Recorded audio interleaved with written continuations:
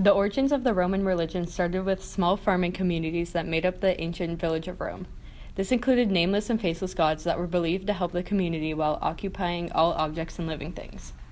Religion played a large role in the development of the Roman Empire. Romans believed the gods controlled their lives and, as a result, spent a large amount of their time worshiping them. Each of these gods were believed to stay with a person for life and to represent the creative force that determined gender and allowed all individuals to grow, learn, and behave well in the society. Most family households had their own small shrines or altars for their personal gods, spirits called lares. These gods were worshipped every day at home, and the practice was so important to the Romans that even the household slaves were invited. There was a public holiday in which the Romans visited temples and celebrated the gods. In the temples, the priests would sacrifice animals and offer them to the gods. One of the gods that was in ancient Rome was Jupiter. He was the master of the gods and the main god of the Romans. In his hand he held thunderbolts which he could hurl from the sky.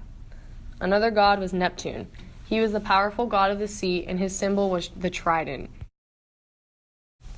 Next was Vulcan, and he was the god of fire, particularly in its destructive aspects. He is the son of Jupiter and Juno, and he is the husband of Venus. Venus is the next god, and she is the god of love, sex, beauty, and fertility. She's married to Vulcan, and she's also the goddess of victory. Another god is Minerva. She was the goddess of wisdom, learning, art and crafts, and industry. Her symbol was the owl.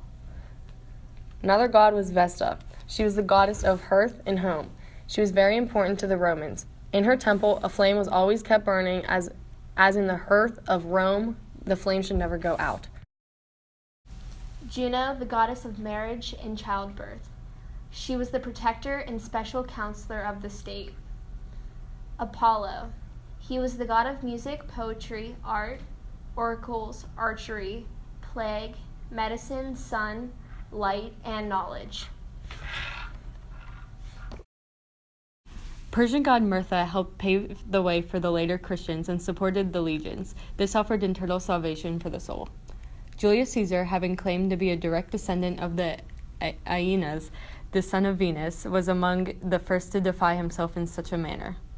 Once the Roman Republic was passed, the nature of Roman religion expanded to include the emperors. The living gods required sacrificial rituals as a sign of royalty and ingrained themselves with the older pagan gods. Anybody who refused to worship the emperor as a god would be persecuted, and this was considered a source of strife. Emperor worship continued until late in the Western Empire, until the region of Constantine. In the early 4th century AD, Constantine either converted to Christianity or made it an acceptable part of Roman religion, eliminating the empire deification altogether. By 329 AD, Emperor Theodosius banned the practice of pagan religions in Rome, and Christianity was the official religion. The Romans were extremely superstitious people because they did not have the knowledge to explain the phenomena they experienced. Romans were also very wary of bad luck.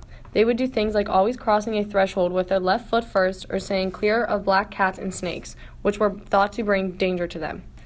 Nightmares were a warning to stay extra alert, and any kind of natural disaster was a sign the gods were angry. Some superstitions still occur today.